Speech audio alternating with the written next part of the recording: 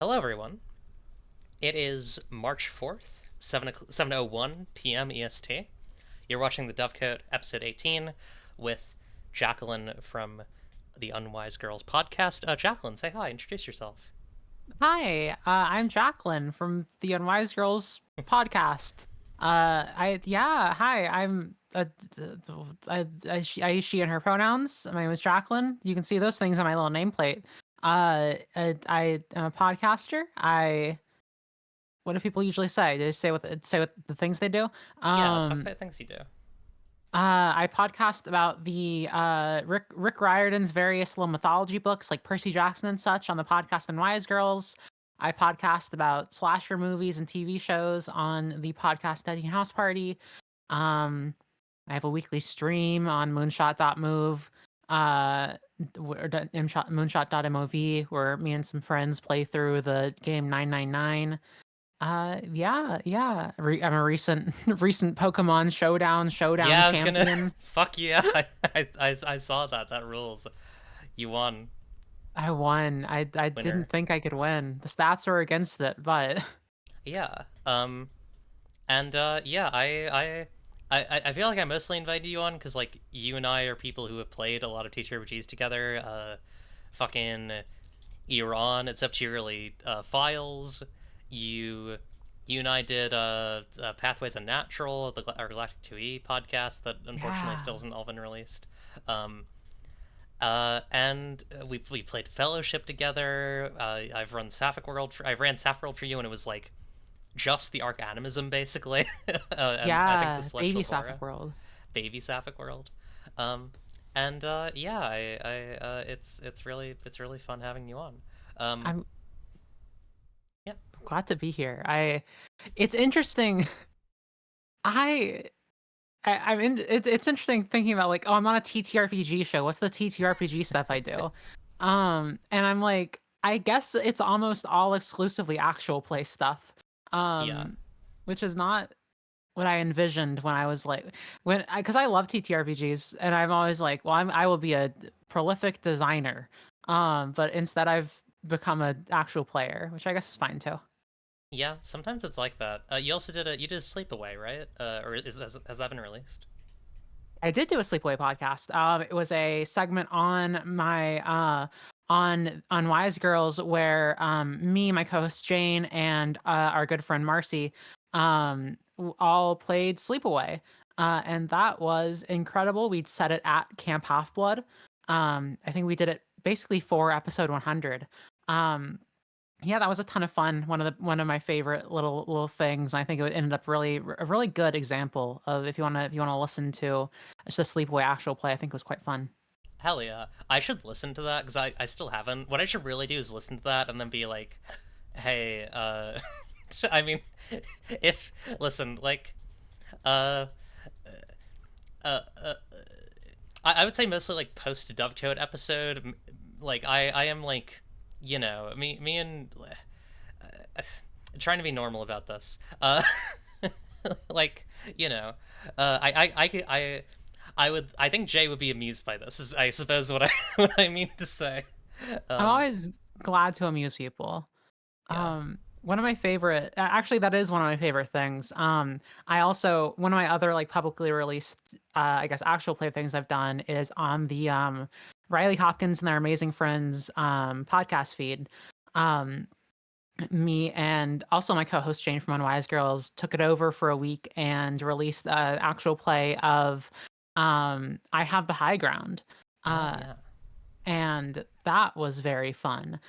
We did we did like a like 1930s like gangster like showdown between two like demigods and that was a ton of fun. Yeah. I'm trying to think. Oh God. I'm just thinking about like I feel like the the games that you've done APs of are games that were made by people I've become friends with in like the last year. It's like Yeah. really weird.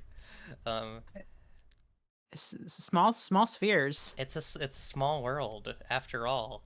Um, I was gonna say, oh, maybe not Aaron King, but like I don't know. I think Aaron. I mean, listen. Like, I feel like if you're mutuals on Twitter, at least you're at least acquaintances. Yeah, yeah. uh, Your fees, right? Your yeah, fees. Oomphies. Aaron has also sent me things, which I feel like is like, that's anyways. Um, That's a step beyond fee. That's like boom fee. that's like mail fee. That's like Mail letter fee, shipping letter fee. fee, uh, I get what you're saying. I package understand now. fee.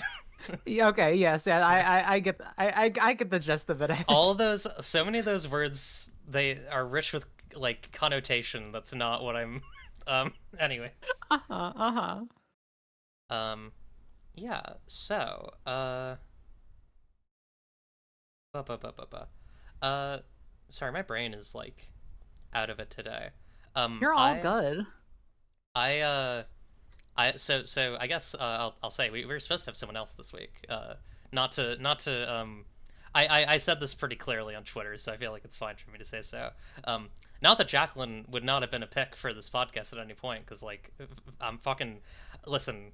I'm bringing people who are like super up there in the TTRPG scene, and I'm also bringing my friends onto this podcast because I want people to know about my friends and their work. In fact, hang on, let me direct people to Unwise Girls because that's a crucial element of this.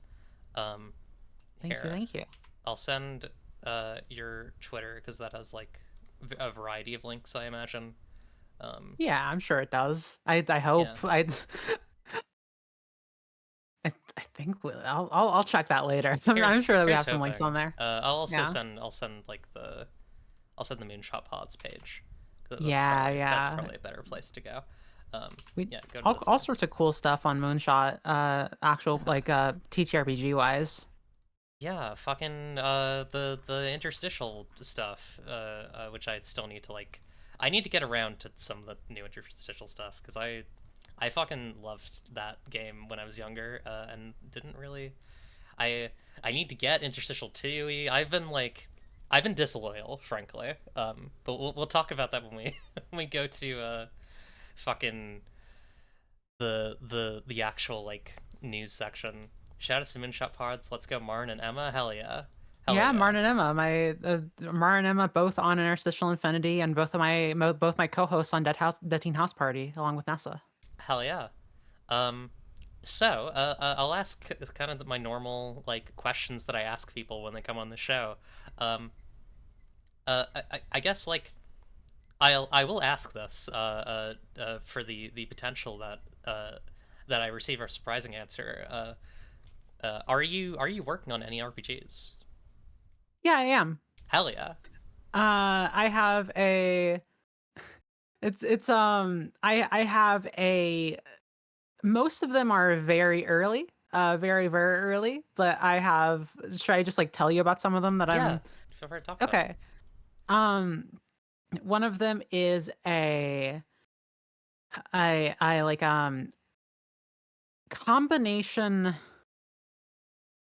combination like resistance like heart, spire, that kind of system, combined with like a belonging outside belonging, it's like structure depending on like where in the game you're at, that is about like pirates inspired by One Piece and Black Sails. It's about being like a group of pirates on just like a small island in the middle of a giant continent controlled by like a brutal world government and trying to survive and thrive. Um, and that is one that I am always trying to go back to. It one day it will be released. That sounds sick as fuck. That sounds really cool. Thank you. I am working on a I have like a I also have I have a like perfect supervillain RPG in my brain also, that is all about like the vibe of supervillains, like the how you occasionally get a comic book that is like, what does Shocker do on like a Thursday night, right? Like Yeah. what is Scorpion up to at the bar? Like I want a vibe about like supervillain. I'm trying to design a game about like supervillain community and like what is it like to exist within those spaces. And that is because that is also like some writing projects that I've been trying to do, but those are probably my two like most worked on RPGs so far. Hell yeah, that sounds awesome. The both those sound awesome. I'm excited. I'm excited to see what comes to them. That sounds really cool. Oh, one last one I want to mention actually because this is another one. If you know the game Beam Saber, Mhm. I there's a very fun playbook or like an expansion for Beam Saber that adds in a crew type called the Hunted, which is about like what if you were the fucking mooks that were like that Amuro was fighting? Like what if you were playing as like the one who is like what if you were the one who's being chased down by the protagonist and you're just like the guys in grunt suits? Hell yeah. I'm working on a TTRPG largely inspired by that specific crew type, which is about like playing as a group of like a group of survive like people trying to survive a slasher villain. Awesome. That rules. Yeah. So those are my I would say those are my three projects right now. Hell yeah. Those all sound really cool. Um, Thank you. I had an urge and I need to try something. We're gonna see if this works. Can I flip? Oh my god, I can flip. You flipped. Okay, I didn't know that was possible. Okay. Yay. Um, anyways, yeah, those all sound really really neat. I'm excited to see what you do with those. Um, I yeah. Are there any games? I guess kind of going into the other side of things. Are there any hmm games that you like have been playing recently, or thinking about recently, or reading recently that like you think are cool or folks should check out? Yeah, plenty. I have been really recently going to like a local library like gaming group, so we do Ooh. TTRPGs basically every other week. Um and so some of the I here I've been getting to play a lot of games that I've been meaning to play for a long time. Like I'm sorry to just say Street Magic, Mm, mm. Dialect, Single Unique Power, lots of just like hard hitters like that. Um, and I I've also been playing a lot of Fellowship 2E. Um, Yes. I always come back to Fellowship 2E. Um, I'm I'm doing that for sort of an hmm there's a secret project associated with that I've been doing recently. Exclusive. Jacqueline is I playing Fellowship 2E for mysterious purposes. I don't I that might almost be too much information, but it's fine. Yeah, Awesome. I Fellowship is one of those games that just like rings in my brain constantly. Hell yeah. Uh, I'm sorry to just say Street Magic I really love because it's one of those games that I brought to the library gaming group and facilitated for everyone, and then like two different people were like, I went out and facilitated this for other people, and that's I think like the best thing you can hear about an RPG. Yeah, I agree. And I'm also like God, Street Magic specifically is just like such a it's honestly a really good inroad to a campaign, I feel like. I mean, Yeah. not to be like this game has to be a tool for this other thing, but like I think it can be if you use it, sensitively. It works really naturally for that. The game that I played at the library ended up like in a really fun way. The final turn of it was like the opening for a setting, right? Yeah. We created this like group of like pirates. We like everyone there is a really big fan of pirates, so all of our games become sort of pirate centric. And which is one of those fun little quirks of just like random groups of people being thrown together from across the community. Um, and so we just like this town that was just like a bunch of pirates, and the end of the game was like like a new governor being sent in by like the world at large, and that was I was like you could just create an entire fucking like campaign or something like that based off of this like one idea. Yeah, I did a what was that? My friend Grief has been running a Thirsty Sword Lesbians game for me, my friend Courtney, and my friend Shuki.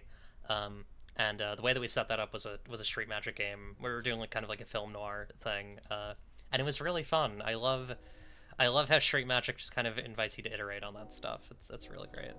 Yeah.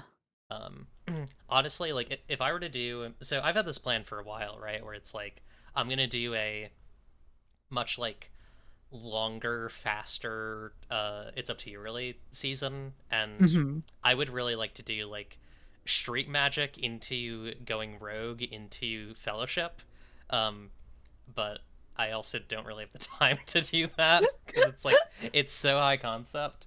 Um, one of these days it'll One of these happen. days, yeah. Yeah. Um, but yeah, I fucking love Fellowship. It's like if I had to play a game instead of D&D, I would play Fellowship. Like, I mean, I don't play D&D, right? But like, uh, It's it's the D&D killer, right? yeah, it is the Like D&D killer.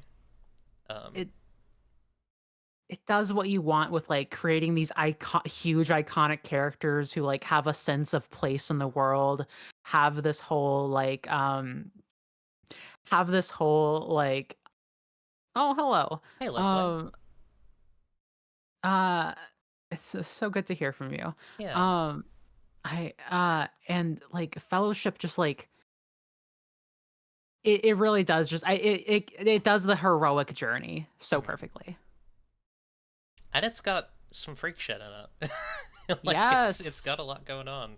Um, I've considered because like the friends that like I like Lilith and Crowley and like Six and like the people that I play games with the most these days, like we want a little bit of fucking in our RPG, and so Yeah, of I've been course. thinking about like should I okay if I decide to write a hack for Fellowship that adds a sex move to every every playbook. Do I ask Velmini if that's okay, or do I just do it and ask for forgiveness? I'm not sure. Um, It's a good question. It's one of the well, because there's so much in the game that is like maybe that's just how like we've played games like this is like the vibe of it, but just like the sheer raw sexual energy of being mhm. like a weird crab, um, Yeah, like and like ripping running people around apart. like grafting parts onto your body and like chewing people in Hmm. twain. It's I think that it lends itself to that like it lends itself to that. It's kind of in there already in some Yeah. ways. Um, yeah, Lilith mention. Um, yeah, I definitely agree. Are there any games coming out or coming up or in the pipeline that you're excited about? Oh yeah. Yeah. Um, I mean, interstitial 2E is a big one. Mhm. Um, of course, I think we maybe we're talking about that a little bit later though. Um, the I just saw today that Jenna Moran is doing Mhm. a new is kickstarting a new game. Is a seems to be out playing as talking rats, and I think that's sick. Pretty awesome. Um, yeah. The Case and Soul, I mean, that's like Mhm. out, but like it is being itch funded right now. Is that what that's called? Itch funding? Yes, itch funding. Mhm. Uh, and that looks sick. That's sick as shit. Yeah, lots of like fun things on the horizon. Um, yeah, I've been keeping my eye on like the what's that game called? The 7-part pact. Oh yeah, Uh, holy shit. So good. that's a big one. Mhm. Um, I'm actually probably gonna be announcing something about Seven Part Pact fairly soon, related to this channel, which Jacqueline, I think you got to look at when I was testing some things earlier. Um, I smiles. was spaced out. Honestly, I did not notice. Fair. Yeah. Mysterious things are in work. Uh, yeah. I'm. It's kind of cool, like going back to Case and Soul. It's kind of cool to see. Like, I feel like there have been a lot of really successful itch funders lately, um, Yeah. which is like a really great thing for I feel like TTRPGs in general. Like fucking Planet Fist did fairly well. Case and Soul. I'm trying to think of other big ones. I mean, I know that it was a while back, but Cozy Town did fairly well on itch funding. Oh Um, yeah, yeah, yeah. yeah, that's a really good. For those who don't know what an itch funder is, it's basically someone like posts like they like post a like rough version of a game on itch, and then be like, hey, if this makes X amount of money, we are going like I'm going to make this fancy. I'm gonna get like editing and layout for this. And it's fantastic. It's a really good way to get like to make digital games that are really like well adorned and nice. Yeah, yeah, for sure. Like if you just use Case and Solon as an example, for instance, like you can just go right now and just like get the game. Hmm. But if up until I think May is when it's running until it has certain goals. So like if you get it, like at the 500 goal, there's new art at the $1,000 goal. There's new missions, new factions and crew. It's just like it's got a different vibe than a Kickstarter, right? But it like lets you do all the good things that a Kickstarter lets you do. Yeah, exactly, absolutely. And that's the different vibe, I guess. It's just it's structurally very different as well. But like you still get to have like the tiers, the goals, the tiers, all that kind of thing. Yeah, and Um, usually it takes longer because there's not the inherent like Kickstarter audience and the time pressure. Um, yeah. but it does mean you get to kind of chill out and like just be like, okay, like I'm gonna promote it every once in a while, but like it'll be done when it's done. Yeah, Um, I've never heard a pleasant I've never heard like a I have heard very few like, "Oh yeah, I published a game, I did a Kickstarter and it was problem free, not completely good." yeah, Right? Um there's all sorts of little horror stories there. yeah. The one challenge with an itch funder is, of course, like once you have like I guess this is also kind of the problem with the Kickstarter, but I think it's pronounced with an itch funder where it's um, like I'll give an example. Like I know like my friend Jassy made Planet Fist like has been working her ass off, like getting the itch funder version of that ready, and like is basically not making any more money off of that game at this point. Uh, Yeah. like pretty much all the money she's gonna make off of it is from the uh, itch funder, which can be kind of rough.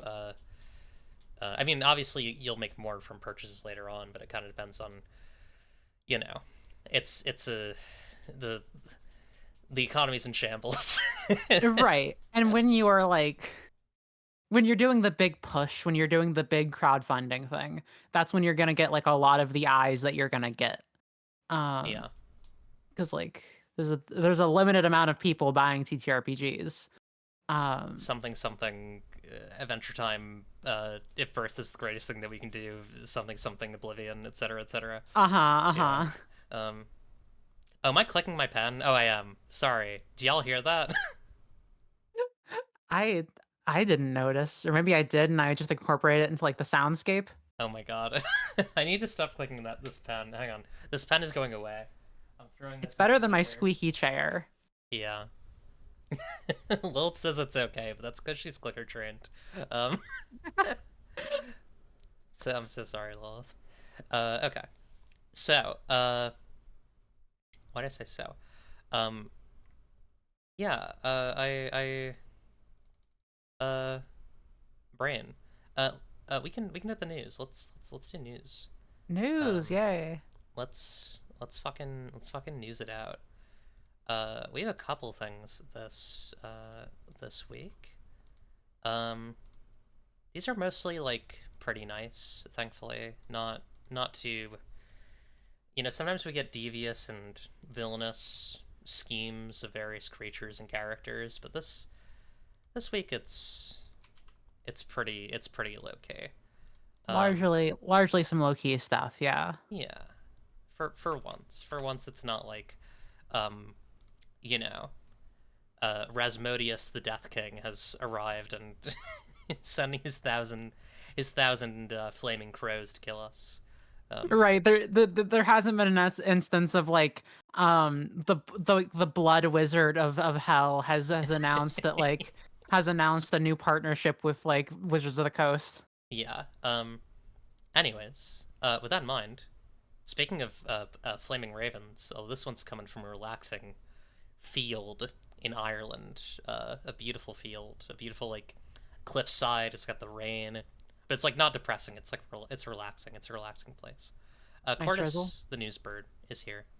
Um, Oh. yeah. Uh, Oh, I didn't know we had there's a little bird. Oh, yeah. that's so We got all nice. sorts of birds here. We got three whole birds for each section. So, Are our they all doves? uh, yeah. That's actually a great question. I don't think I think they're Hmm. They might be breeds of doves.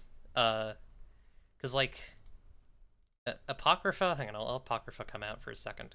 Apocrypha is definitely like a hummingbird type creature, but Okay, yeah. you know, could be I, either. can I get on my pigeon pedestal really quickly before we begin? Get on your pedestal. Yeah. So the thing with doves and pigeon, people don't. Okay, first of all, people don't realize that pigeon. People are like, oh, beautiful doves, and like, oh, shitty pigeons. It's the same animal. It's Yeah. basically the same animal. Second of all, pigeons are the world's best bird. If you are like, oh, I want a pet bird, you should get a pigeon. They're already domesticated.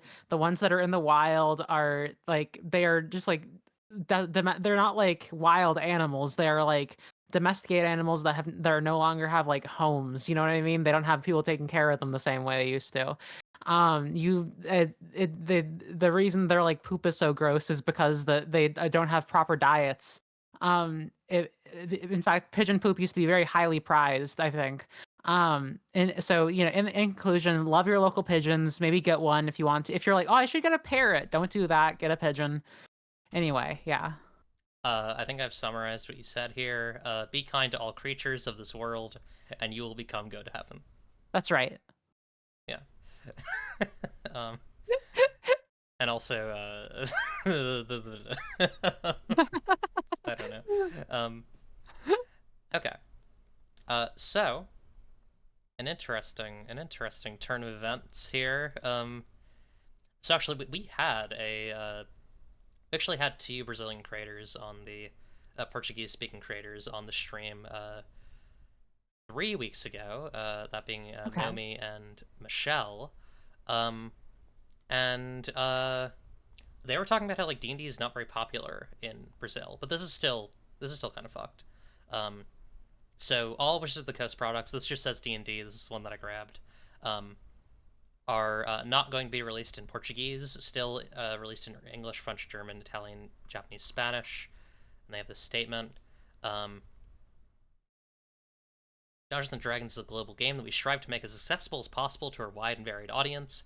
However, we've also had to confront rising costs and shifts in global demand, even as D&D continues to grow. Portuguese language product sales have not kept pace with rising costs across the board, which means that we are making the difficult decision to halt Portuguese products later this year after the following 3 planned books.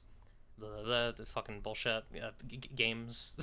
We will continue to release D&D products in English, French. Yeah. And then post from William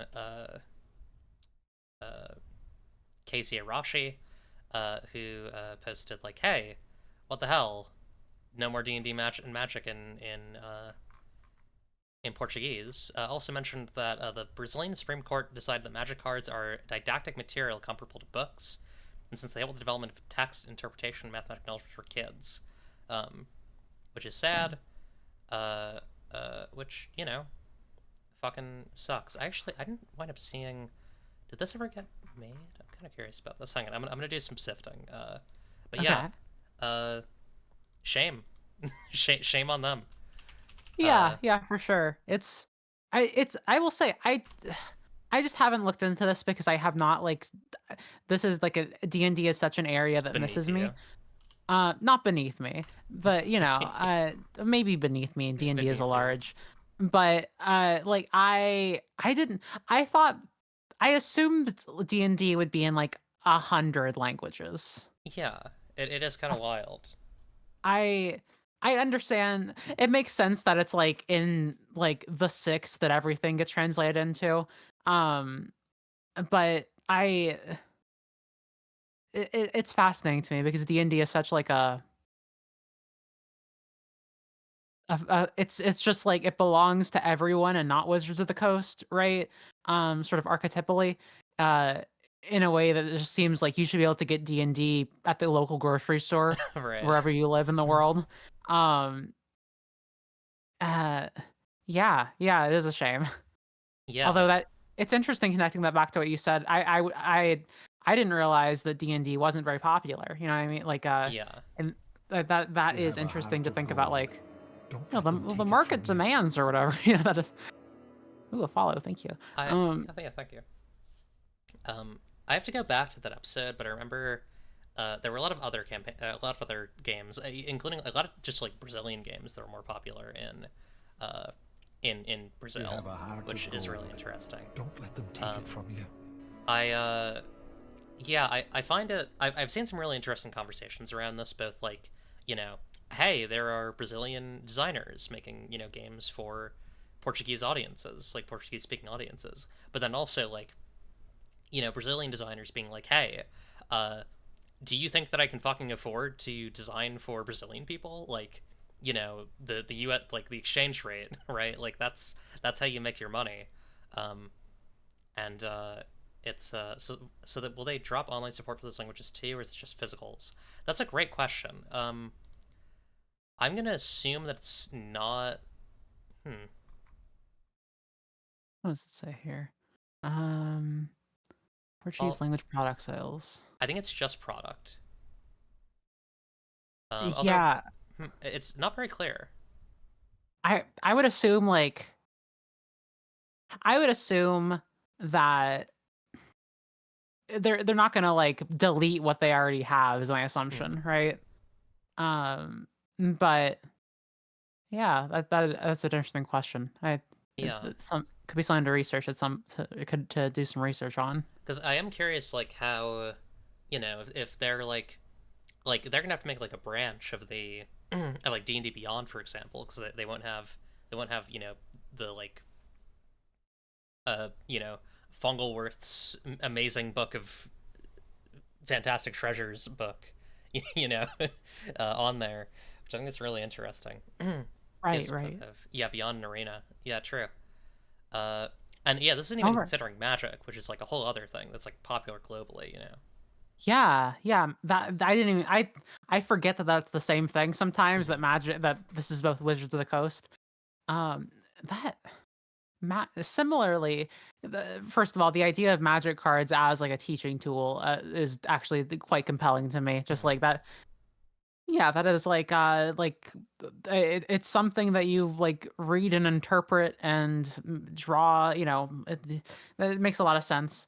Um, but I sorry, I'm having the like a sudden hiccup. I will You're here. okay. I'm, I'm gonna Take your time. concentrate for a moment to try and quash it down. You can continue. Okay.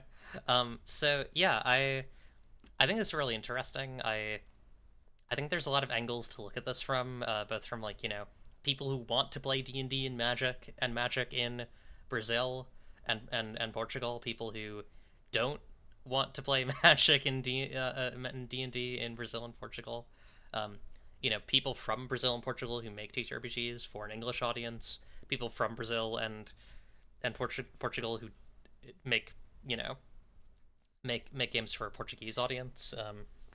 It's it's kind of a clusterfuck. Counter Yeah. targeted activatability is a really good learning sentence. Yeah, true.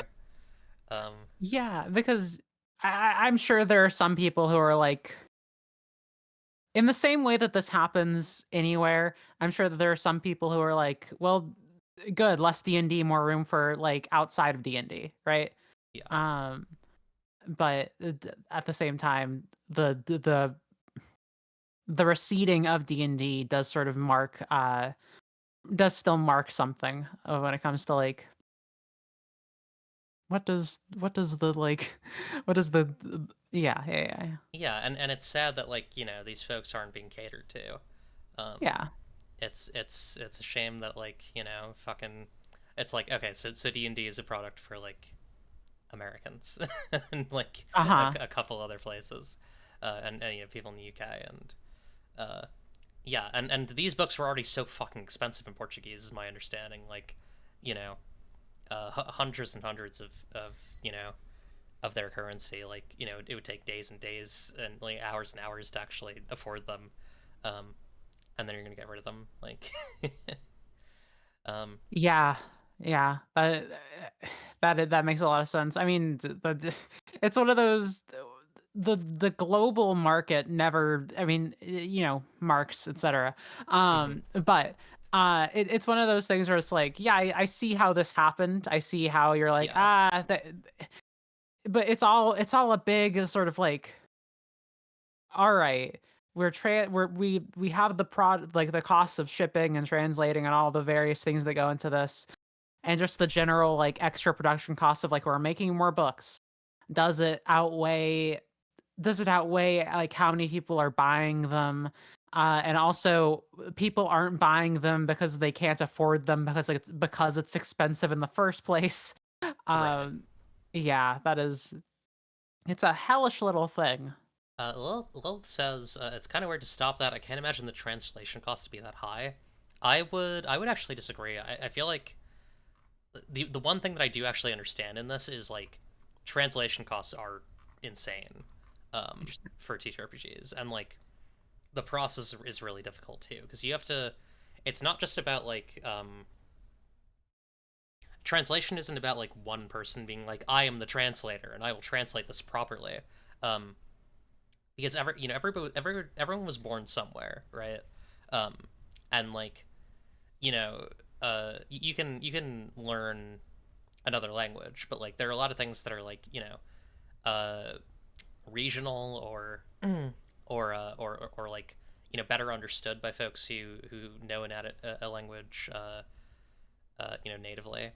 And so like uh, fluency is really hard to judge if you don't speak a language, and like you need people to judge fluency, and you need people to judge like how much does this you basically need like a translator and then a like um ombudsman for the translator essentially.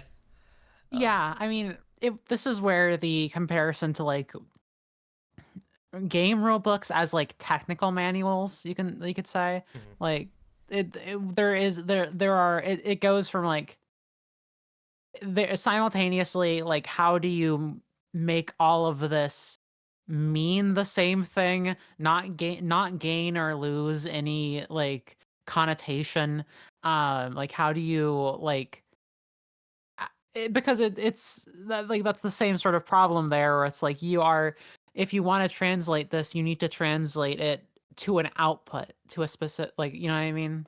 Yeah, more getting at the you feel like Wizards of the Coast to be the one company to have those resources. Yeah, but like I mean we're in the layoff era. We're in the like companies don't believe in people in any way, shape, or form, and just like it's about financial resources. They want to cut down excess costs and just kind of keep it all tight, and they need growth. Everything has to be growth, um, and it's very sad. Yeah, absolutely. It's capitalism is fucked. Yeah, it's not a very good system. It turns out that's kind of the unspoken thing here, which is that you know we should uh you know there are other ways of doing this. Things have been Mhm. tried before, and they're relatively successful. So think about that. But yeah, um, what was my next one in the order? We'll do one more, and then I think we'll take a break then. Uh, Okay. let's do the nice one. We'll do a bit of a sandwich here. We'll do the check this shit out section. Um, Yeah. so we have two of these. The first one is oh, I have these in the wrong order on here. Okay, here we go. So first of all, actually, I'm gonna link this so that folks can take a look. Um, so I think I mentioned this before. The RPG Zine Club. Um, very very cool project by Plus One XP, where basically if you have a near print ready game, they will help you get it, to print ready, uh, and then put it out for a group of people who are hungry for these games and are excited to play them. That are paying for a monthly service, um, and they're looking for more stuff. They're looking for more games. So my understanding from what I've heard and talked with folks about is that elements of your game that are not print ready will be basically deducted from whatever your income is for the game. So it is a way to do that, but for the most part, like if you want to get accepted, you're probably going to be better off having a well edited, well laid out game. Um, so you know, if you have something that's like that, or if you want to be like, hey, you know, go up to your friend and be like, hey, you do layout. Uh, do you want to like do you want to work on this with me and we'll split it? Like that's a way to do these things. So think about it. Smiles. um and yeah. Yeah, that's sick. It's interesting the different ways of because this is a different model of like a different model of like helping people get their thing out there, right? Then like there are various ones of those that exist in the world.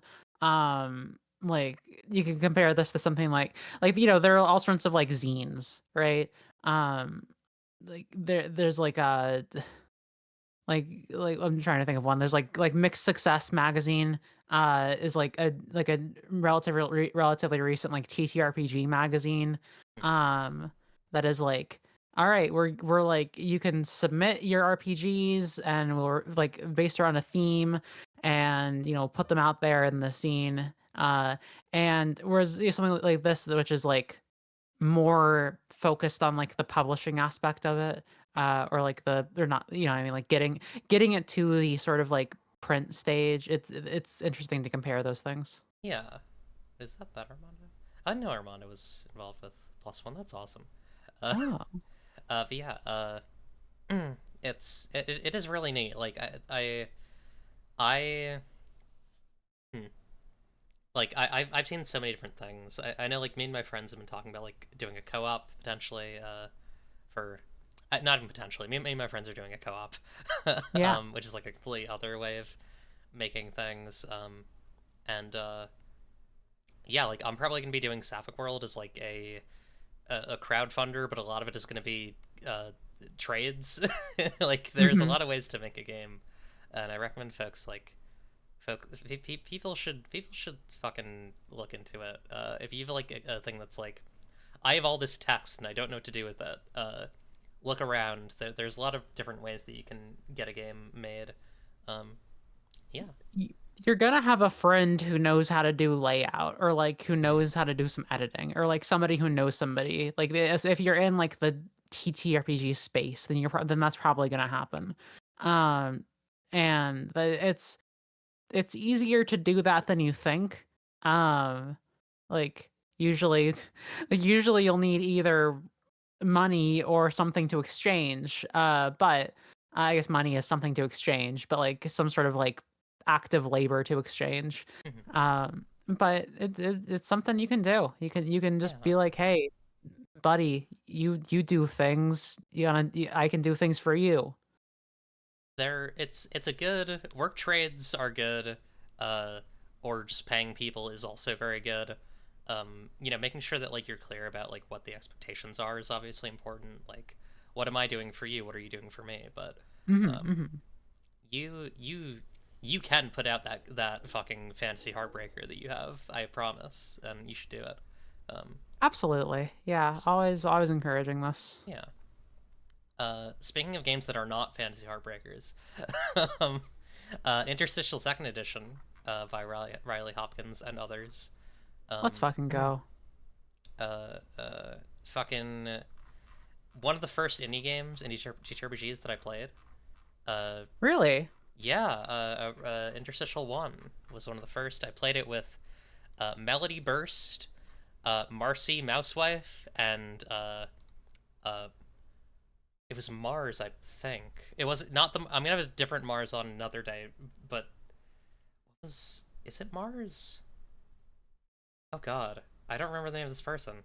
But yeah, a person, another friend. Um, yes, Mars. It's funny because I think there are two people who I know who are like who have Paladin in their name and are named Mars. But yeah, that was one of the first TTRPGs that I ever played, and so I'm Wait, like fucking that's excited. sick. Yeah. Um, Wait, do you remember what? Did you play a character? I'm so curious. I did. I played an Enderman named Electron, uh, who sacrificed himself using a wish at the end of the game, so that the like reality would stabilize itself, and it was really good. Um, So good. yeah, Mars played an OKKO OC who had like what was it was like a candy themed OC with like a dentist themed villain. Oh Um, my god. and Melody played like basically a Fortnite skin that was like their MMO, or like the game that they were from had ended. So like they were like trying to like figure out their role in this world. Um, fucking really really fun game, and this looks like, as fun. Like you've played some Interstitial too, right? Do you want to talk about it? I have, yeah. I think I played it on a live stream for Moonshot one year. It was we were all vampire. I think this was Interstitial 2E. Yeah, we were all vampires who were going into a it was everyone was a vampire except for Shaggy from Scooby Doo, who didn't realize he was in a car full of vampires. And we were going to kill Dracula. I played as Alucard, from a specific fanfic of Castlevania and like Castlevania X Metroid, um, where Alucard was a girl. Um, Alucard was trans and God. fucked Samus, who was also trans. Um, and that was my yeah. Interstitial 2E is a great innovation on the first one. It is it is this it refines a lot of the playbooks, really digs into like what makes like what do people actually use in this game, right? It looks like because Interstitial is a game that has like had a lot of use through actual play. So there's a lot of like big like databases of like people who have played this who are easily accessed, right? Um obviously there is the just like Interstitial or Hearts Entwined official actual plays, 3 seasons of that. There are like podcasts like Hearts Against Balance and other just like non-affiliated interstitial APs. And I think that like what Interstitial 2E does that is really it's really funny that I'm here pitching this when I know you have Riley on next week. Yeah. But I will continue to do so because Riley is a bud. Interstitial, what it does that is so like what 2E does, I think that is so fun, is just like it just refines the experience. It keys in on what is fun about this mashup of genre and all these little you're putting all your little action figures together. It goes deep on the playbooks. It changes. One key thing that I like is that it changes how like the links and stats interact. So just your stats are just straight up based on the links you have with other characters. Oh, Uh, fun. yeah, that is one mechanical element of it that is really cool. Um, and yeah, it's really great. There's an active actual play of it on the Moonshot Podcast Network Yeah. that is a continuation of the interstitial official actual play called Interstitial Infinity. Should I talk about that a bit? Yeah, feel free. Interstitial Infinity is a interstitial 2E actual play set on the Infinity Train. Um, so it is it's a few teenagers being put on the Infinity Train, and they can't the deal with the Infinity Train is that you can't leave until you get your number, which represents like how fucked up you are, down to 0. So it's Shadow the Hedgehog, Shigeo Kageyama from Mob Psycho 100, Audrey Jensen from Scream TV, and Trish Una from JoJo's, and like Alphonse Elric from Full Metal Alchemist. They're on Mhm. this train. Um, it is a great demonstration of the system. Also, just one of the compliments to Marn, especially the GM, who perfectly understands how to run a game, and it's just one of the best examples of like just one of the best actual plays I've ever heard. Just Hell honestly, yeah. some of the best like combat in an actual play. And especially in a recent episode that came out publicly. So yeah, I will big endorsement on that, especially if you want to know what the deal with Interstitial 2E is. Listen, they got they got the possible worlds backing for physical. I mean, that's all you need to know. Well, Possible Worlds is cool. I I like their games. there's a deeper collaboration happening there too. If Oh you, right, yes, there is, right. it's everything. I think about that might there might be a little bit about it in the updates page. Everything is interstitial. Interstitial, Yeah, yes. it's a bunch of RPG creators. Takuma Okada, um, Hero Assertion. Yeah, here they all are. Yeah. Tyler Crumb Ryan, Brian Leon Gabetta, and Briar Sovereign, I believe, are the five. Yes, very Who are cool. coming on to sort of like blend their. If I understand this correctly, they're like sort of blending their games in with interstitial in a very fun way. Yeah. Uh, it seems very cool. Um, I met Tyler at PAX U. He was very cool. Um, Great game designer. great game designer. Um, yeah. This game looks really cool. I'm excited to play Interstitial with more people. Honestly, like any chance to be like, oh, there's a bunch of Interstitial games going on, and I can just like drop in. That's very exciting to me. Yes, Um, absolutely. I I have been collecting ever since I played in that interstitial actual play. I have just a huge list of characters I want to play in interstitial. Um, I'm just like, oh yeah, I want to play as the fucking main character of the vaguely obscure Japanese film Kamikaze Girls. I want like I would love to play as fucking like the main character of Katana Zero. I want to play as like this like webcomic character. There's just it's one of those games that like it reaches into your brain and is like, what fucking blorbo or however you want to put it are you thinking about? Put them in a situation, and that is you so fun. you will play Prince Krolal from Lunacid in Interstitial 2E. You Uh, will do it. Yeah. yeah, it does that to you, and it has a powerful effect. Um, and you'll enjoy. Um, Keep an eye on in interstitial related news. If you're a Moonshot podcast person, keep an eye this coming April for some fun extra interstitial stuff happening. ho ho ho, exciting. Um, you will play Bartok the Magnificent from Don Bluth's Anastasia. That's right. That's right, Wimes. Thank you. God, Um, yeah. you will not play Jordan Peterson, which I accidentally did when I listen. I was young when the original Interstitial came out, Oh my and god. it was immediately bad. But you know, what are you gonna do about it? Sometimes you have to learn at some point that That you shouldn't play Jordan Peterson in RPG. This they is a shouldn't lesson we play all Jordan learn. Peterson. Probably stick to fictional characters where you can. Um, yeah. Of Uh, course, Marcy's made a bunch of fun playbooks for interstitial in the past too. oh yeah, yeah. There's all those Interstitial One playbooks for that. In fact, let me Yeah. hang on. I'm going to link Marcy's itch just so folks can take a look at those. Here we are. Here. Yeah, I'll just do this. I forgot. Wow.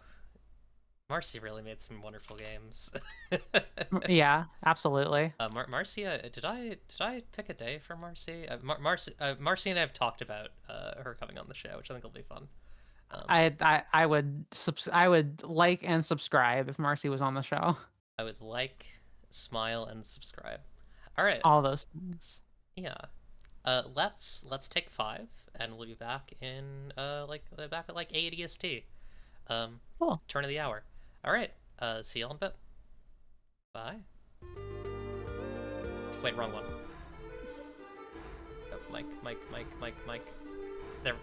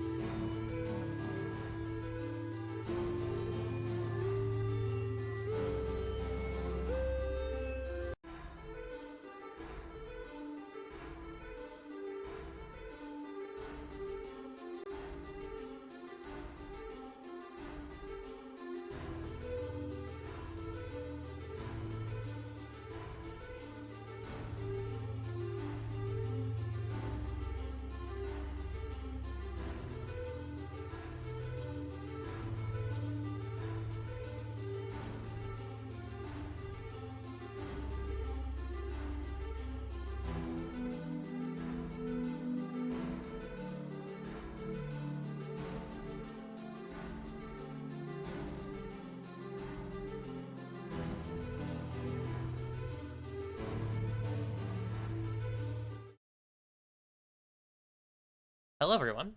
We are back with more the Dovecote. Um, Yeah. and actually, we'll do this in order. We're gonna talk about licensed games. We're gonna talk about licensed TTRPGs that are seemingly being announced by the dozen. There's millions of them. I will say, like, they, they're kind of cooking with this Tomb Raider one. Honestly, like, I hate to say it. Um, it's uh Ray Najati, who did Cozy Town and Apocalypse Keys and a whole bunch of others, um, and it's like from Evil Hat, and it's a Tomb Raider RPG. Um, some details. Uh, yeah, going for like a Powered by the Apocalypse slash Force in the Dark thing, which seems cool. Oh. Um, and it seems like they're leaning more in the direction of like, recovering artifacts and like uh not being a fucking imperialist piece of shit. It's kind of leaning into like the crystal dynamics thing, which I've heard that last game was kind of a mixed bag, but like still, I don't know. It seems neat. Yeah, that seems a lot of fun. The increasing trend of like PBTA adaptations of games is so fascinating to me. Um, I yeah, Ray Najati does a lot of good work. I especially in like games that are meant to like emulate like existing properties already, like Once More Into the Void, I believe Hmm. was that. I think so. Uh, Yeah. yes. Like which is like a Star Trek Picard, I think, sort of game. And that's pretty excellent. Yes. So I designer wise, I'm definitely like, oh, pretty good uh stats here. I but like it this sort of feels of of a kind with like the Avatar RPG and what have you. Yeah, I guess Our Haunt as well. Yeah, Ray is very good at like pastiche. I feel like, which um oh yeah, Black Bion as well. Is Yeah, their kind yeah. of bigger one. Um, yeah, it's interesting to see like uh I don't know. It's interesting to see like these like I mean honestly, I think if you're gonna do this, I think drawing people from the like Evil Hat kind of coterie is pretty smart. um, I think that's a smart way to get like a diverse group of designers who's also gonna like make a good product and like not just I hate to say it. I think there are a lot of professional designers who don't know what they're doing. Like Uh-huh. I think there are a lot of people who get paid big bucks to like fuck around and be like, what if you didn't have to roll every time you jumped? Like they're discovering these things for the first time. Um, Absolutely. but like these are folks who know how to do narrative RPGs and are clearly like drawing from existing stuff. That's good. Also, April Kit Walsh from Thirsty Sword Lesbians is involved here, so that's really cool.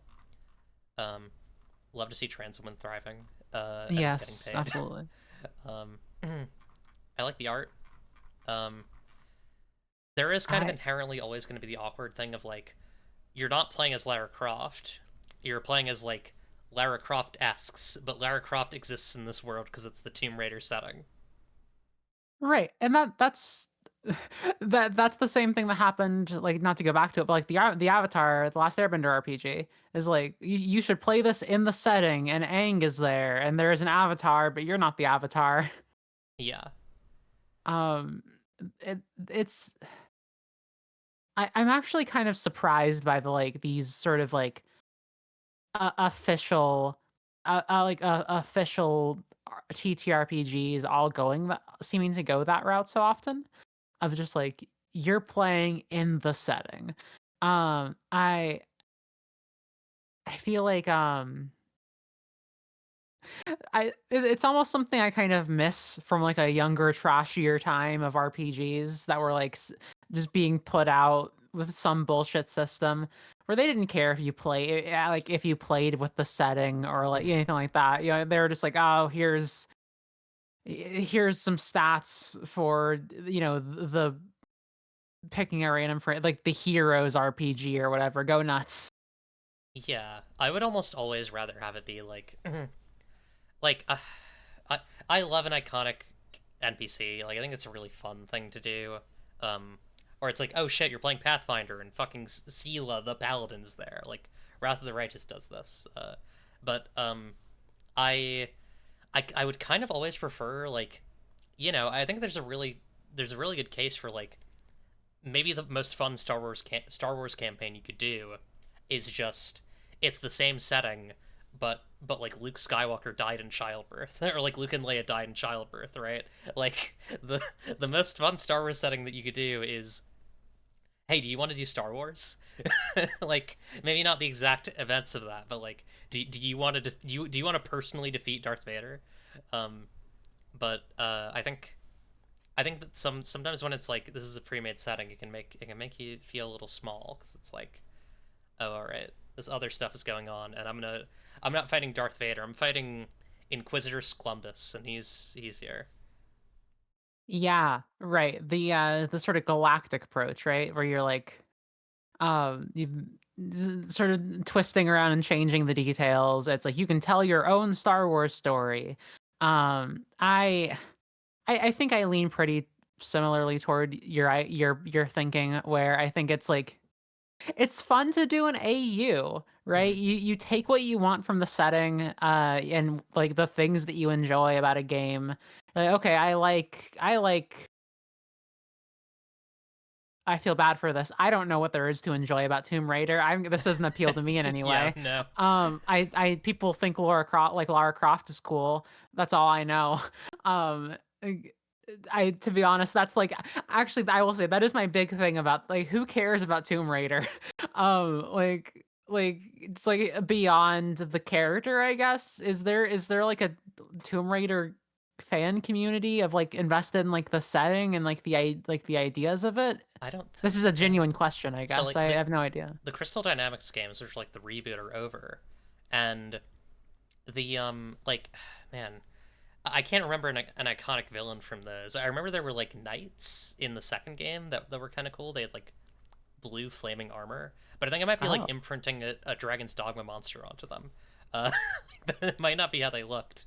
And Yeah, there was like a fantasy knight with like 10 skulls and like its body was like a wizard and dragon at the same time. Yeah. yeah, something like that. But like uh, no iconic villains. I think the biggest memory that I have of the Tomb Raider series is accidentally streaming the second game for 8 hours and not realizing my stream was off. That Huh. that's the biggest memory that I have of Tomb Raider, um, the Crystal Dynamics ones. So like, I don't. I think it's an interesting theme, but it's like what makes this difference from like, what makes this difference from like, besides the money, right? Ray and April and all these other folks like going in and just being like, hey, we're gonna make a PBTA slash Blades in the Dark game for Evil Hat. I guess it's the money. It's always the money, right? Which Yeah. fair And enough. I don't really know how this happens, like, and or like how the specific situation happened, right? If it was like the Tomb Raider people came and were like, "Hey, we know you do some good work, Evil Hat Productions, like make a TTRPG for us." If there was, if it like I don't know who initiated, right? Mhm. Um, but I think that there is like a I don't think licensed games are very interesting. Yeah, I I'm happy they exist. I'm happy people are making money. Um, uh, and I'm then the people are getting to design fun things. I think that 9 times out of 10, like going on itch.io and seeing uh like Dirt Explorer, my Tomb Raider inspired game, like like you said, it's the money. That's the difference. nice test It does pages. say oh, okay. Okay. I I should have read it beforehand. No, I'll you don't admit my have faults. I didn't read it first. to. I mean, it's fine. Oh, it does say the Tomb Raider people. Oh, yeah. That makes sense. Gotcha. Listen, we're this was a the fucking like I was like late in the week like, hey Jacqueline, do you want to come on instead of the person who was going to, um so we're a little haphazard here, but I appreciate it, Monkey Man. um Yeah. I I I think that there is an extent to which I always appreciate a game that is made by a team of cool designers, and I think it's fun that it's happening. yeah, me And that too. is the extent of my feelings on it, pretty much. Also, what does that collar do? Let's talk about Movius's tabletop games for Terry Pratchett's Discworld, which I think are going to be a lot worse, just based on what I know about Modifius. Um, They do like their like little 2D20 system, right? yeah, and they made the Fallout game. Okay, here's the thing. I need I need someone to I need someone to make a Fallout game that uses the special system in like a narrative way, in like a good way, in like an interesting way. And if you do that, I'll be indebted to you. Thank you. Is the special system just your stats, right? Yeah, it's your stats. Oh, okay. So I'm gonna guess they all just make it like D&D attributes. Yeah, I think that's kind of how it is. I actually have not played that game, but my understanding is it's like it's too complicated. Because like special is so simple. You just like it's just a die. It's either you could do pool, you could do die plus a number, but like it's just die plus special value, and they had to make it not that. Um, anyways, I mean, I guess you also have skills, but anyways, brain. So let's talk about. I don't know anything about Discworld. How do you feel about this? Um, yeah. So Discworld is a series that I have some familiarity with. I've read like The Color of Magic and the second one of those, and then I like started reading Equal Rights or whatever, and then stopped because I was bored. I wasn't bored. I stopped because I just had book inertia.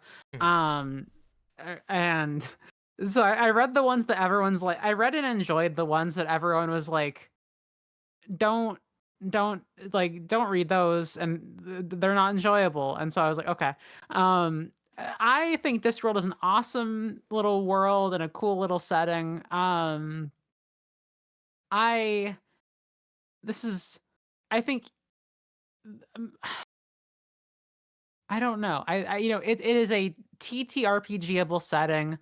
I think the thing with a series like Discworld is that so much of it is about the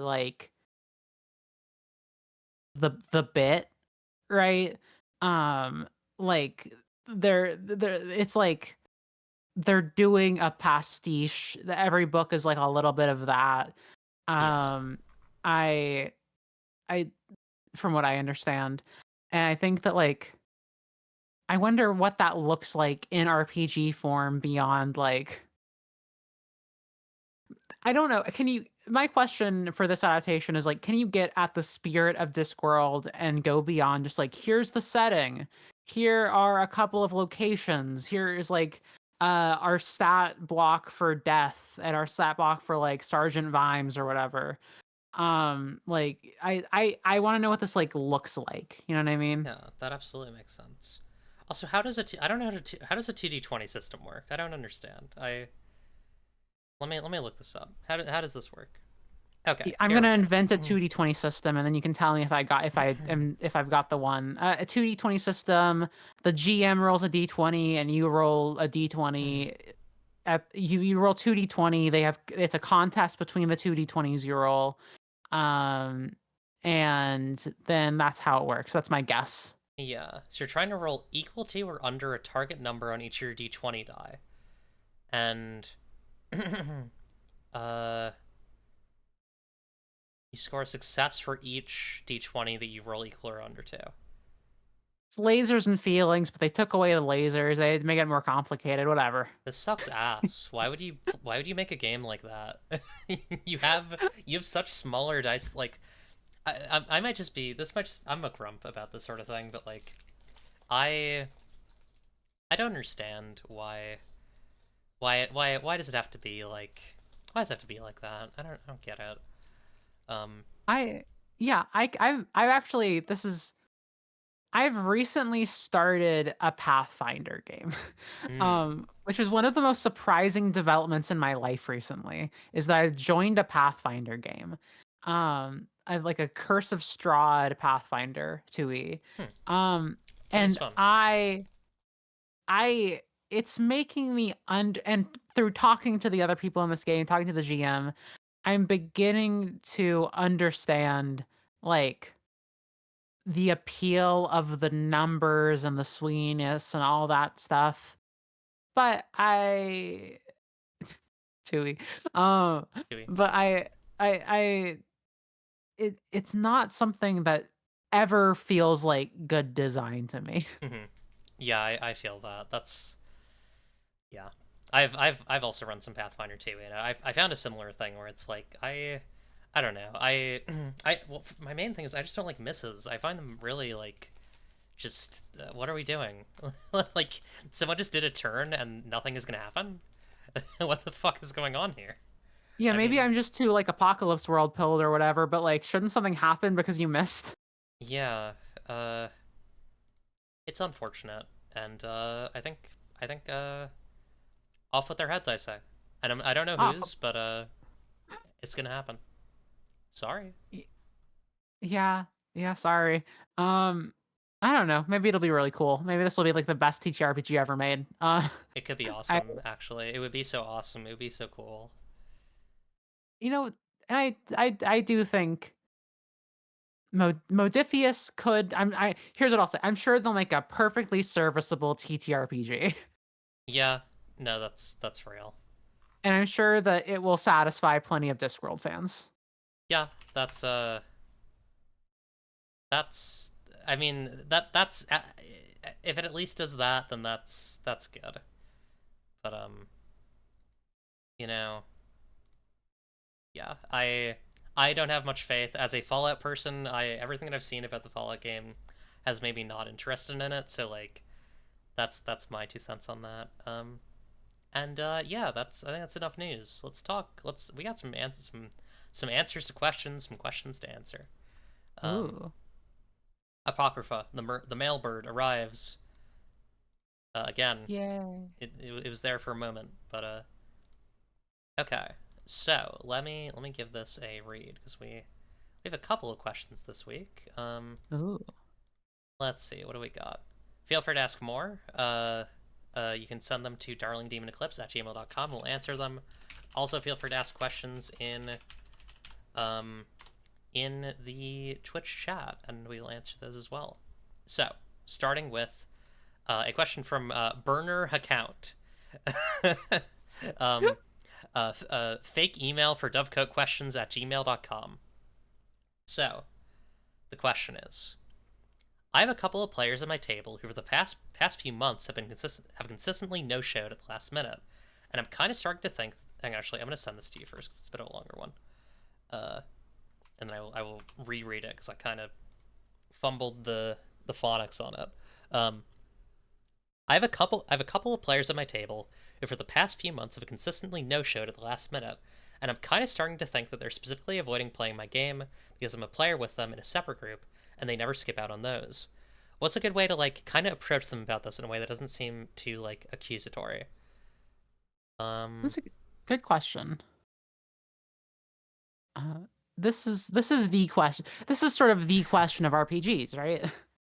Um, in a way that often comes up is just like there is something happening with uh it always comes back to this in some way to this. how do you play Uh this?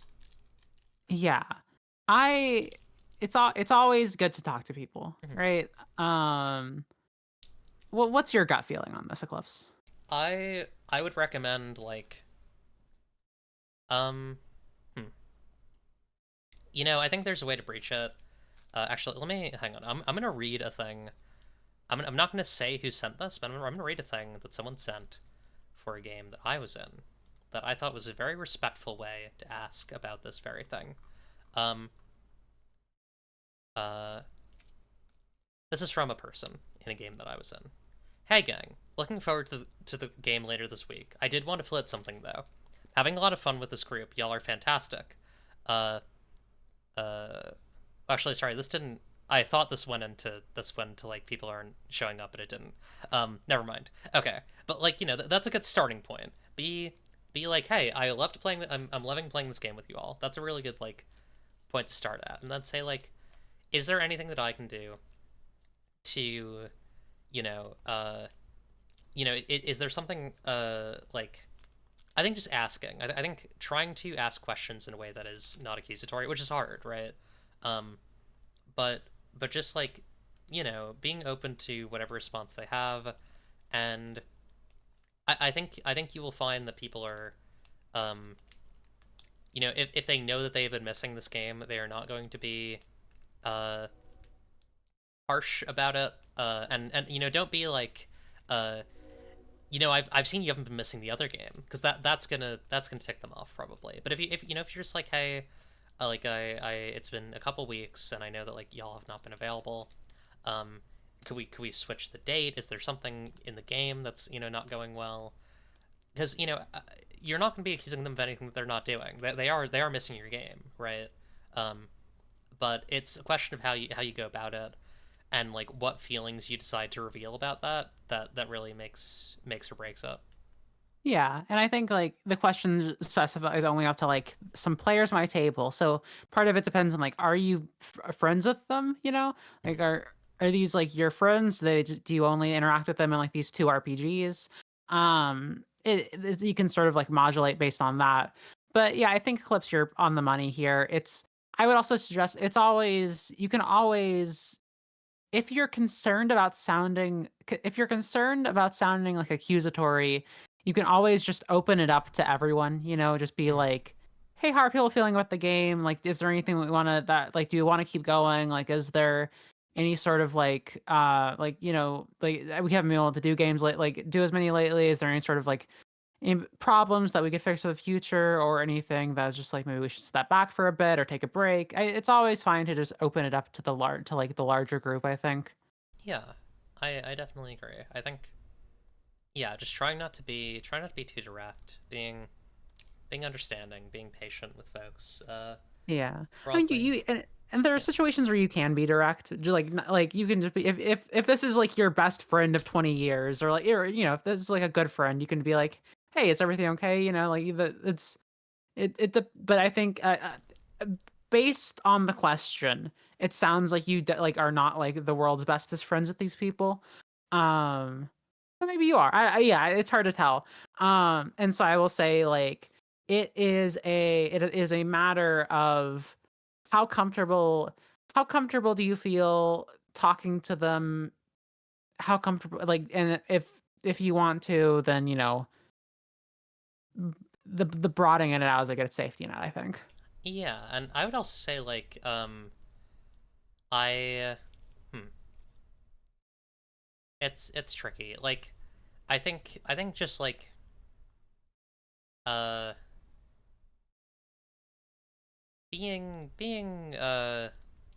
open to like it maybe it is that there's something wrong at your table, right? Like being open to that and being receptive to that I think is a really good idea, but not like not feeling the need to like scroll back through your mind and be like, when did I fuck up? Did I fuck up here? Did I fuck up here?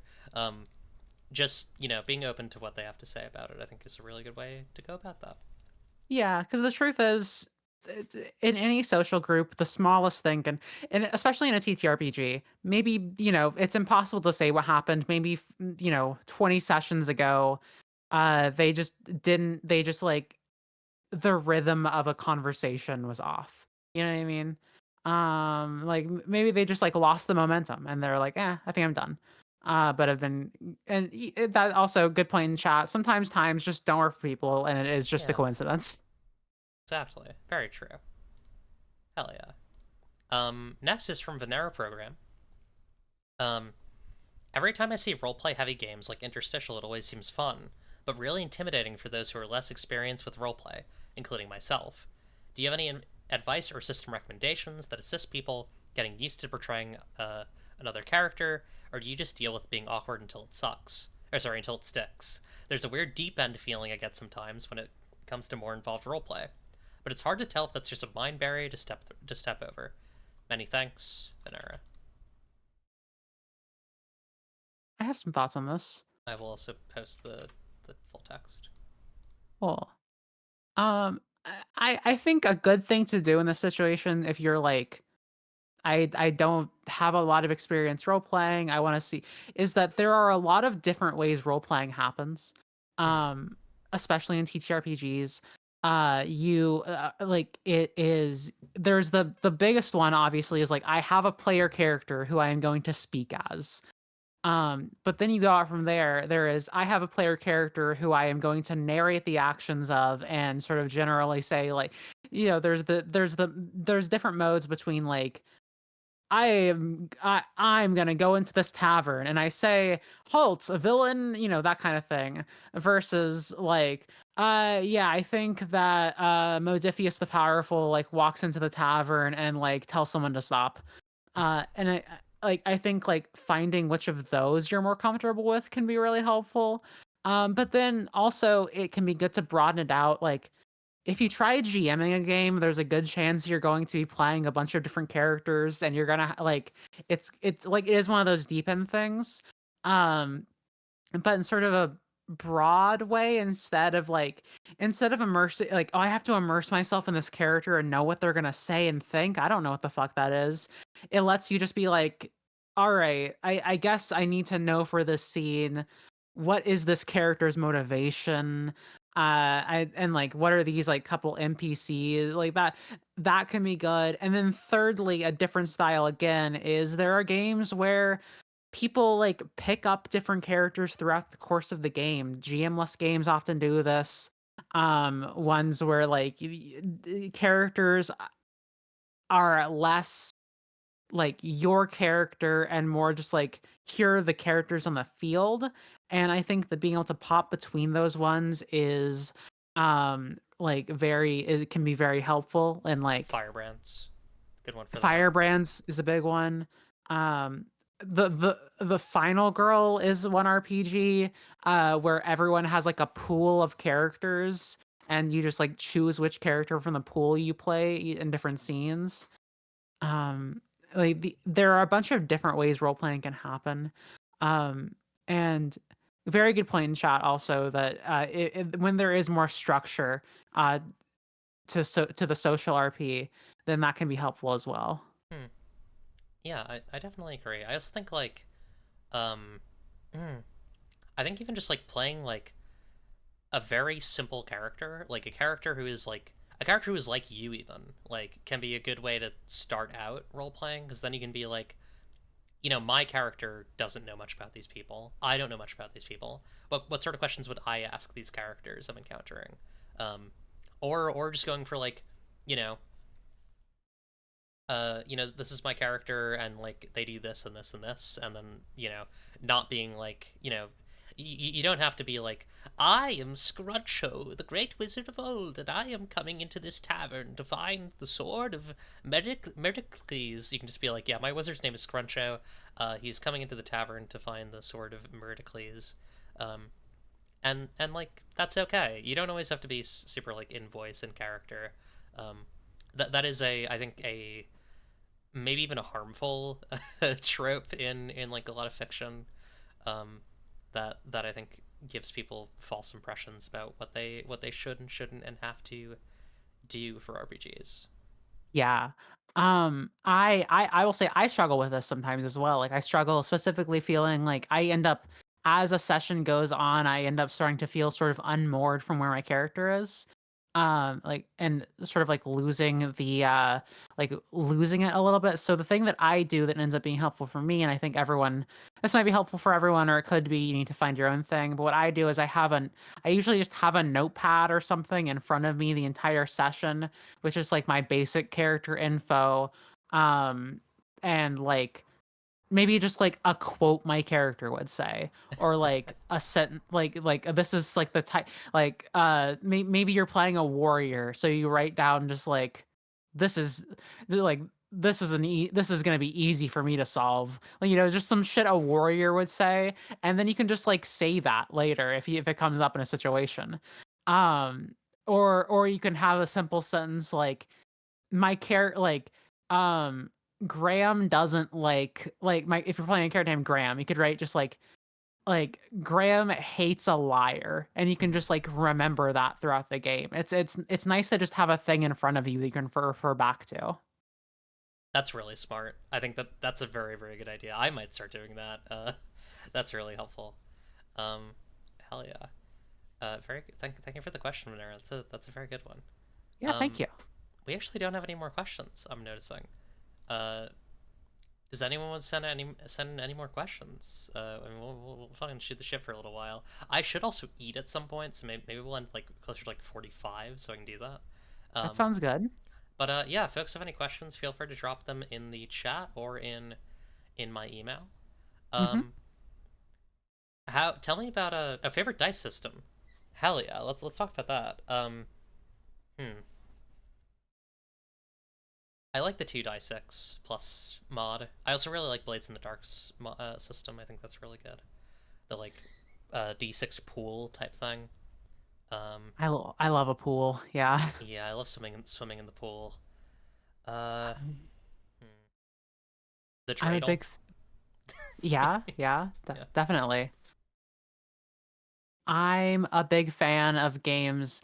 Um, I I also I have a separate answer between this and general and favorite general resolution system. I think um the Die RPG I think is very fun. Do you know much about Die the comic or the RPG Eclipse? I know a little bit. The basic idea is that every character, every class gets a bespoke die. So it's like um the fool has a D6. Like you're like the fucking weird guy has a D4. The emotion knight has a D8. Everyone has their own die, and that is like belongs to them and is special to how their powers work. And I think that's a really fun one. That's cool. I really like some part pacts dice system. Actually, I'm just gonna show how that works because I think it's really cool. Uh, Yeah.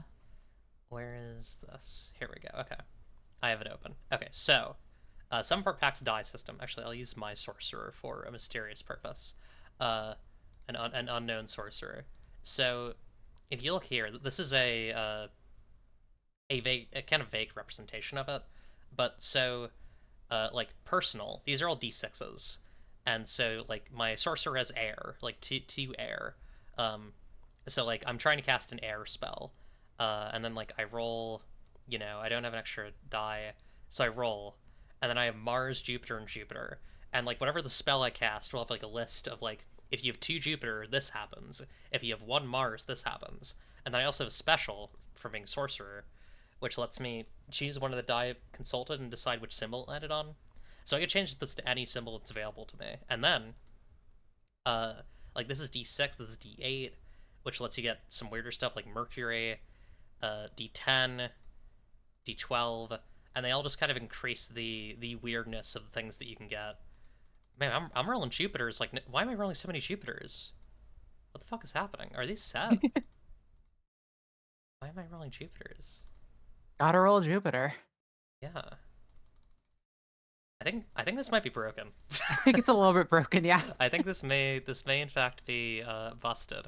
I'll have Or to maybe you're figure that having the out. world's like most un inconsequential luck streak. I think this thing is broken. I'm gonna have to. We'll have to talk about that. Okay, I have to talk to some people about that. But yeah, it's very cool. Um, 7 Part Pact is not a game that you can buy, but actually you can subscribe to the fucking Possum Creek Patreon, and you'll get it. Yeah. It's very cool. I like it a lot. Um. Oh. Uh. Bullet. I like bullets. Bullets is very. Oh yeah, yeah. Bookslet. BXLLET. It has Let like me a find D10 Bullet. thing where you're trying to get 7 or higher, and like, depending on various factors, you like you get pluses from things like you get pluses from things, you get minuses, and you're just trying to get above a 7, and that is always very fun. I also like ones where, like, I think I'm just realizing I always just really like RPGs where different classes have different, like, systems that work differently with Mhm. dice.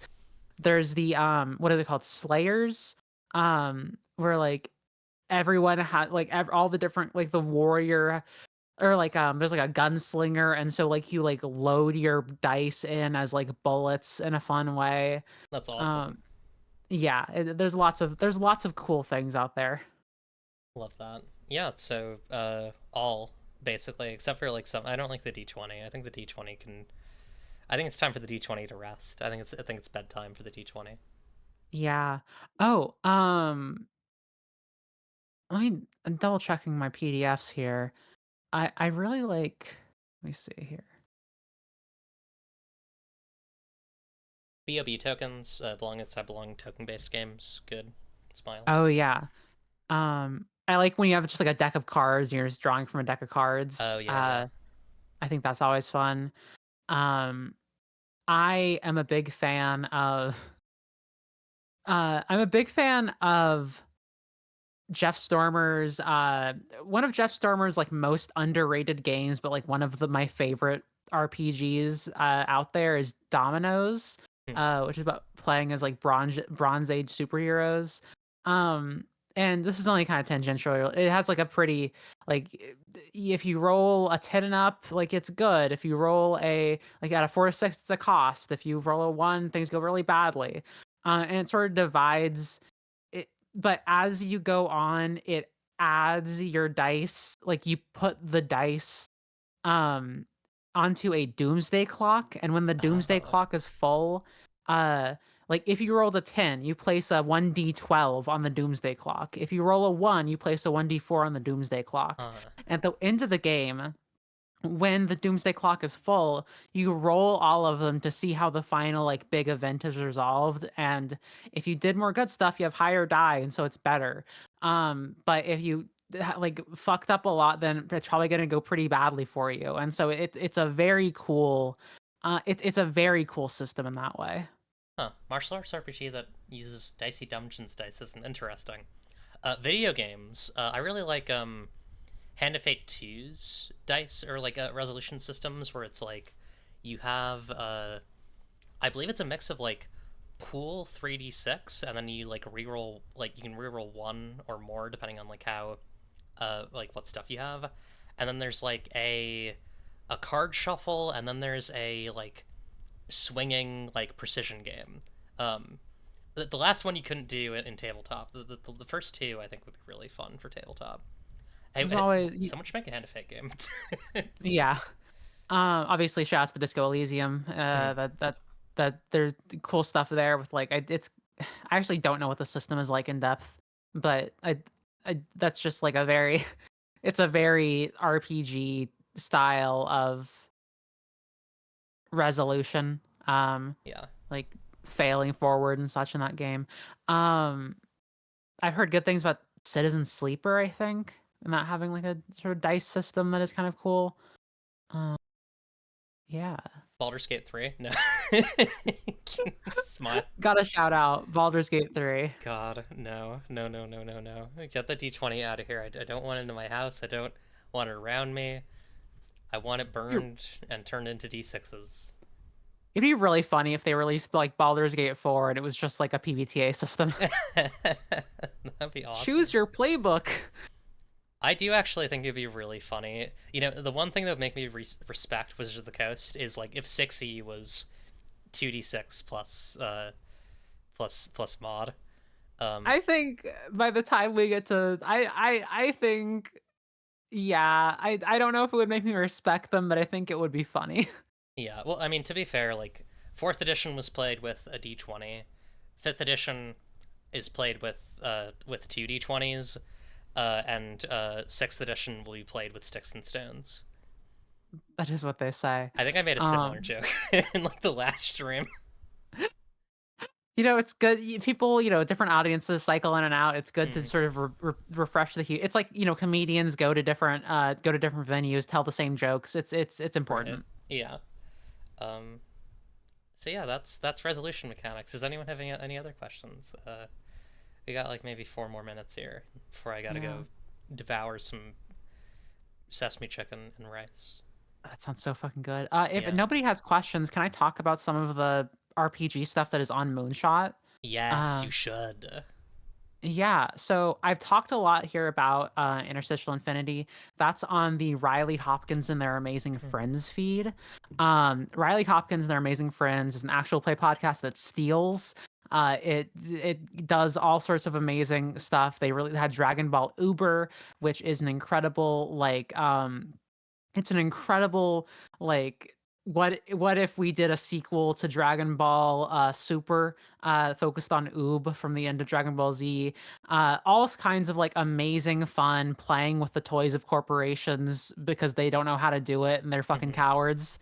Alone at the Table is an amazing show by my friend Audrey. That's all just playing solo games, and that is like one of my favorite actual plays right now. Um, like I would really recommend Alone at the Table. Um, All My Fantasy Children is a very fun show. It's not quite an RPG podcast, but it is about like creating RPG characters basically. Creating fantasy characters, and they do occasionally do actual play stuff in there. It's got Jeff Storm, Aaron Cateno Sayas. Um Scrolling down the list of podcasts, there is, of course, um, the Maniculum. The Maniculum is great. They look at like medieval literature Oh, and like they basically look at and contextualize medieval literature and like modern day like RPGs and D&D and D and stuff, and like view them as a lens to view each other, and that is just a really good show. Yeah, that's some of the really great RPG stuff that we've got on Moonshot. hell yeah. So check all that stuff out, please. Also, I'll post the podcast specific feed as well. Look at all these look at all these podcasts. Um, yeah, look at, especially check out Unwise Girls, and I will say also specifically like Riley Hopkins and Their Amazing Friends, just to check out Interstitial 2e. Because Riley's going to be on next week actually, as long as all things go to plan. So keep an eye out for that. And Jacqueline, thank you so much for being on. I really appreciate it. Um, Thank you for having me. It was really fun. hell yeah, it was really fun having you on. We gotta raid someone because we're on Twitch.tv. Oh Um, shit. I mean, we could simply not raid anyone, but that'd be cruel, I think. So let's Who's streaming? Who's streaming? I'm looking, I'm hunting, I'm searching. I'm hunting and pecking right now. Um I'm You gotta typing learn very to touch slowly. type. Yeah. Well, here's the thing. I hunt and peck, but I touch type. Like I'm in between. I'm picking random home keys. I type so fast. Like uh, uh Yeah, you're letting loose with the like blast, but that doesn't mean you're always gonna be accurate. I understand what you're yeah. saying. I'm rating it's Casey time. Um who is streaming Monster Hunter Rise with my good friend Grief. So go say hi. Um, said go say hi. I don't know why I went a little British there, but I did. I say hi. Go say hello and ask them to have tea and crumpets and um, remind them about the war. Downton Abbey. Doctor Who, isn't it? They got all right. Take care, everyone. Bye. Bye. Remember, if you don't like what you see, you can change it. It's up to you, really. Goodbye, good luck, and have fun